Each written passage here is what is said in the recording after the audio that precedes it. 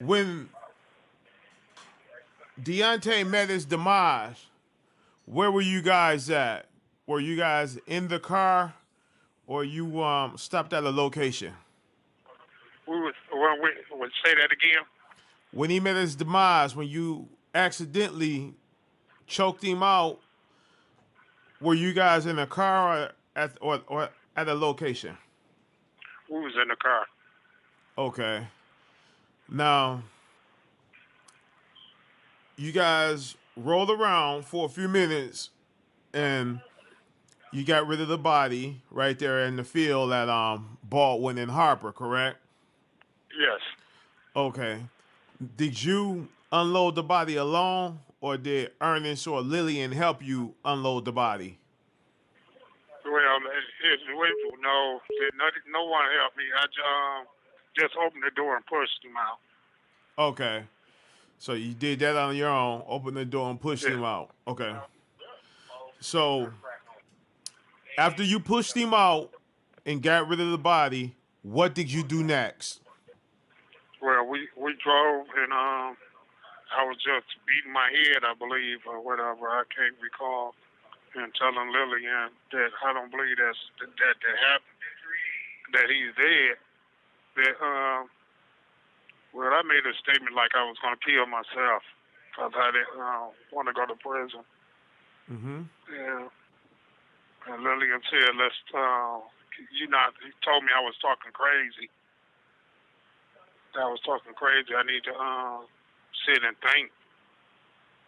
And Okay. so she called her uncle or whatever, and we went to Ohio. We was planning on getting married, but I was already married, Right. so that was out of the question.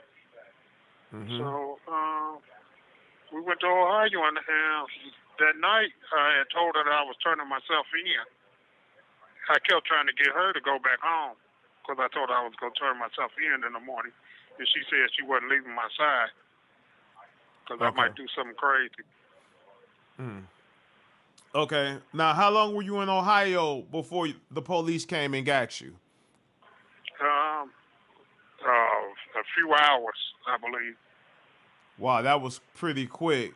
Now, Yeah, go ahead. that was pretty quick.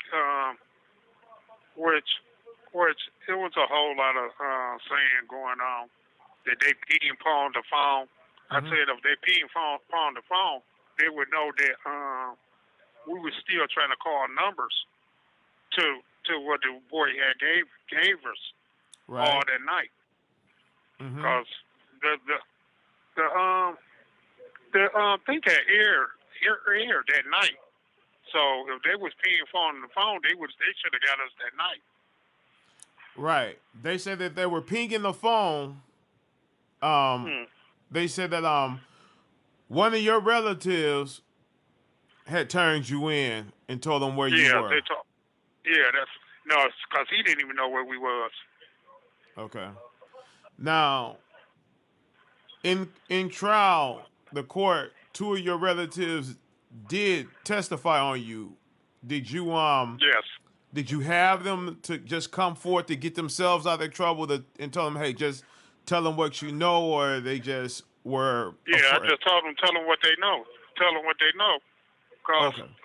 like I said, I wasn't trying to keep no. I didn't even want Lily and them to go to jail for something I done Right. on an accident. Okay. So, but I wanted everybody to tell the truth, not just tell what they want to tell. Exactly.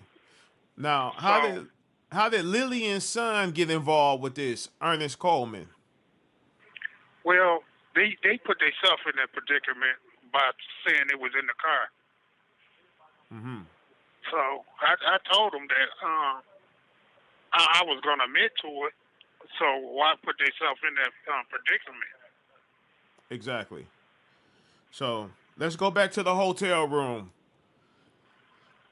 Did the police kick the door in, or did they announce themselves and take you down that way, or they caught you No, coming out of the room? What happened? no, they knocked on the door. Mm-hmm. When they knocked, I knew who it was. Right.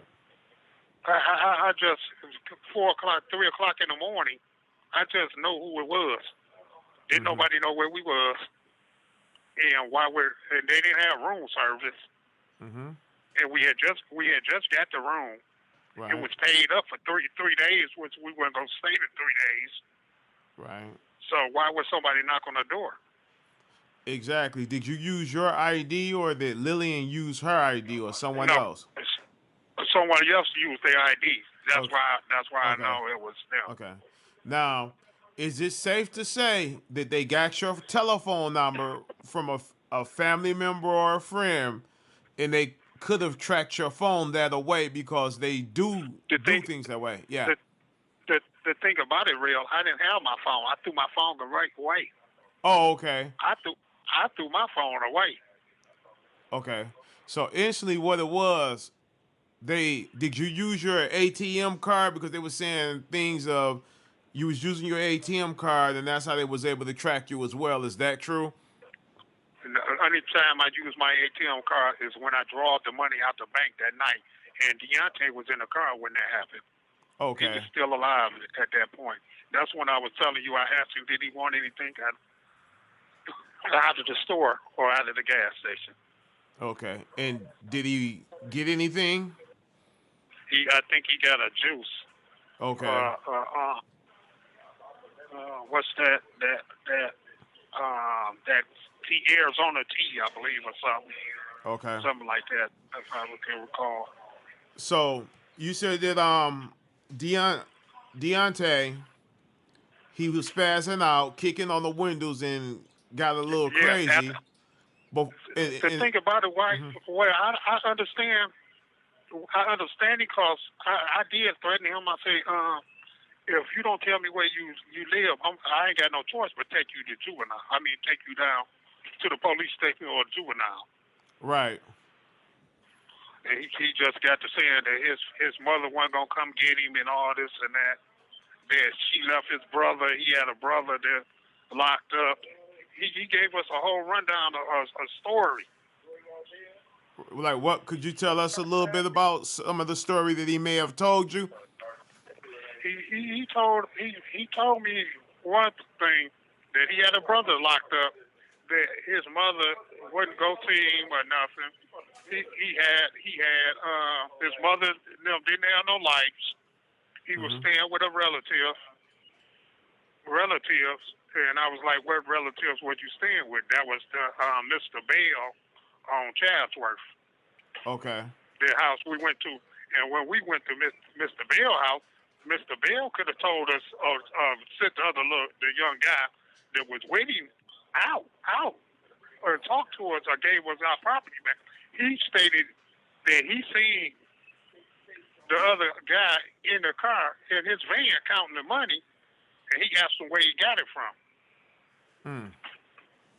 So if he was any kind of parent like we is, he would have just you know went studied them shooting at the car. Or I can't say he shot at it, but it Hmm. came from that off that block. Okay. Was the car hit or anything? Yes, the car was hit. The car was took to Woodline to the mechanics. Okay. To the bodies, they got on a witness stand to say the car had been shot at. We had them to replace doors and windows Right. and stuff on the car Okay. and patch up bullet holes. Okay.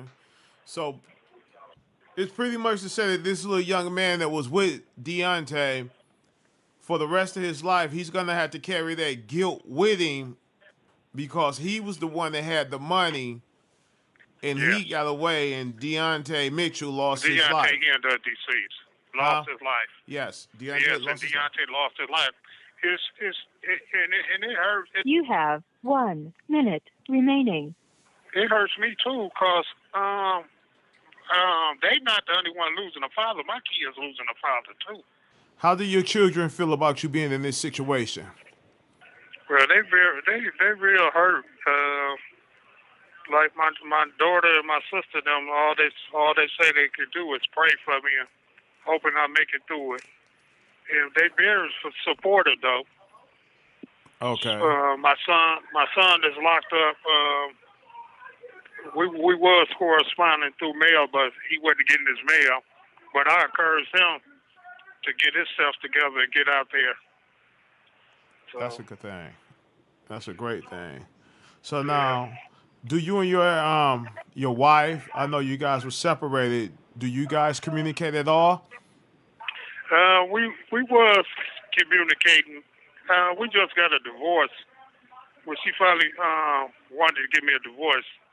Now, I told her why wait so late when I'm locked up, down and out. Mm-hmm. So, but I gave it to her anyway. I can't do nothing for her here, and we were separated anyway. Exactly. Okay. But Now, go ahead. she still was supportive. Do you have any grandchildren, Greg? Yes, I do. Okay. How many you have? I have one. Well, altogether I have about 8 of them. 8. Okay. Yes, because they still call me grandfather. Okay. That's what's up. Now, Greg. Now this is going to be a part of your legacy for the rest of your life because soon as someone put in your name in the computer system, this story pops up. Yeah. How does you think that going to make your grandkids feel, your grandchildren feel, and your children of every time someone punches that in, they're going to see that of you? Well, they might feel. I believe they're gonna feel hurt. But like I talked to them, and I talked to them over and over again.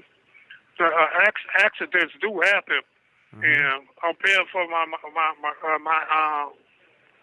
what I done, and I Mm-hmm. asked God to forgive me.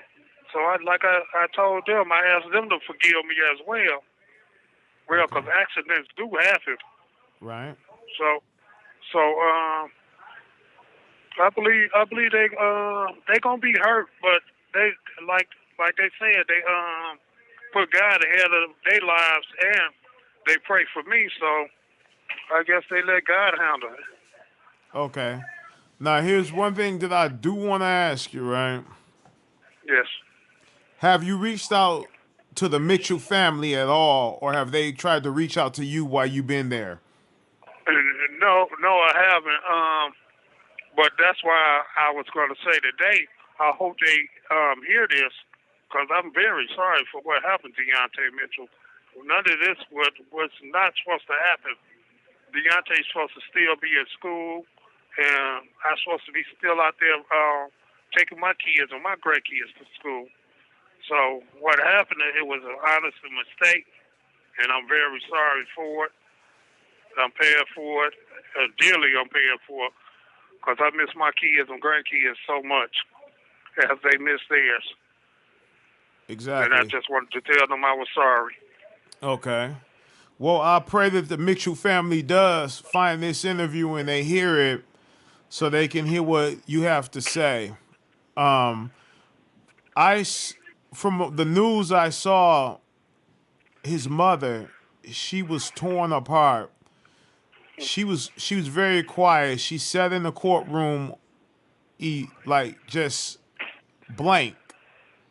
That she couldn't believe that she was there at all. At the end of the trial, after you took your plea of everything, did you apologize to the family? Yes, I apologize to the Mitchell family. I did say I was sorry to the Mitchell family, the Roberts and the Coleman's family. And I also apologize to my family for taking them through all this. Okay. What was the Mitchells? Did they accept it or did they walk away? I'm not sure because, we was facing the judge told me not to turn around, not to look back in the back. Okay. All right. So, but I did, even on the last, when I came back down there and gave the little 5 years back, Mm-hmm. the little time back, I still um, apologize again, even they wasn't there. but I know they probably was watching it on screen or the TV or whatever. Right. Now, let me ask you this. Deontay, like I said, I hate to keep going back to that night because I know how it affects you. Mm. That night, what was his last words? His last Yeah. words. Well, I'm not. I really don't. I really don't know what was the last words because after it happened, I just went into like a self mode, like a shock or something. So uh, I know the last time conversation I had with him was that I was taken to the police station. Okay. And And he didn't want that. no, he didn't want that. Okay. Wow. Okay. Well, this right here, if you could just say anything to this audience right now, what would you say this a learning experience out of all this that you can help educate someone else not to make the mistake that you made? Well, for one thing, like I always did thought about, and when I was out there, and since I've been in here, never drink and leave home planning on doing business or being called to do something with someone while you drinking, because anything can happen in a situation of intoxication, any kind of drug. It could be marijuana, uh, cocaine, crack cocaine. It could be drinking. It could be anything to blow your awareness, because anything could happen to anybody. It could have been happen. It could have happened to me, but unfortunately, it didn't. It happened to a young child, and I'm very hurt about it. So I advise a lot of people to think before they react. Right. Now let me ask you this. Since you've been in the penitentiary, have anybody tried to come after you or test you behind this situation? Yes, when I first came down, yes, it was plenty of situations. But once a person got to know me and know that it really wasn't an intention for me to harm a child, they got to know me and everything. Things started to ease up years after years. I might have a couple guys come in, ride in, and find out about the case and talk. But you know, I put it in God's hand. I tell them, well, if God can forgive me, why can't inmates forgive me? Because I don't judge nobody over the crimes they've been in here. I'm in here with rapists and murders and everything. But I don't judge nobody because all of us in here all of us have sinned. So why it don't matter if they was a child molester or whatever. All of us have sinned. So I just go to my higher power and ask him to watch over me while I'm in here. The morning, the time I wake up to the time I go to sleep, I still, even though I'm walking the yard, I ask God to forgive me and watch over me. Exactly. Exactly. Okay. Well, Greg, we pretty much covered everything that we could cover in this interview. And Hmm. I really want to thank you for sitting down and giving us this interview.